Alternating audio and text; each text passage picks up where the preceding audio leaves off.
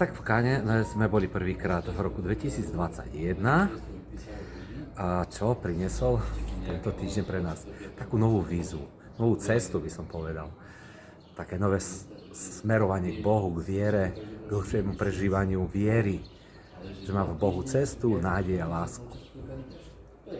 Ja to tak vnímam, že v podstate to pre naše manželstvo veľa znamenalo, že sme na tom týždni boli, pretože už sme boli v nejakom takom čase ťažkosti a nevedeli sme riešiť rôzne situácie životné.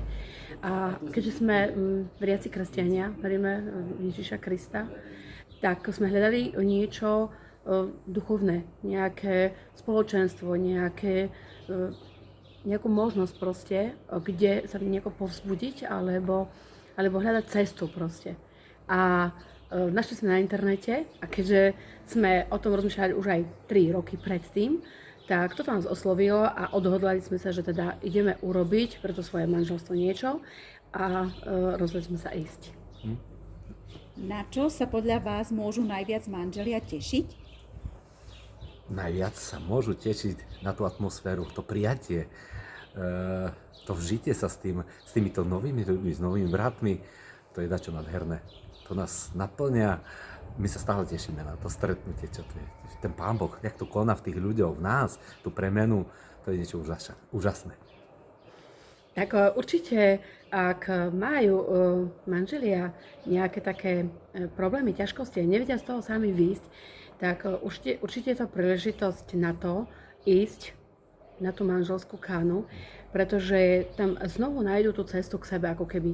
Je to čas úžasný, ja to tak vnímam, že to bol pre mňa po dlhých rokoch čas, kedy nemusím variť, kedy sa nemusím o nič starať a nemusím sa starať o deti. Deti sme odovzdali do tábora bez mobilov, akože úžasné, a my sme sa venovali sami sebe. Od rána do večera. Konečne čas pre nás a s Pánom Bohom. Tak to bolo úžasné.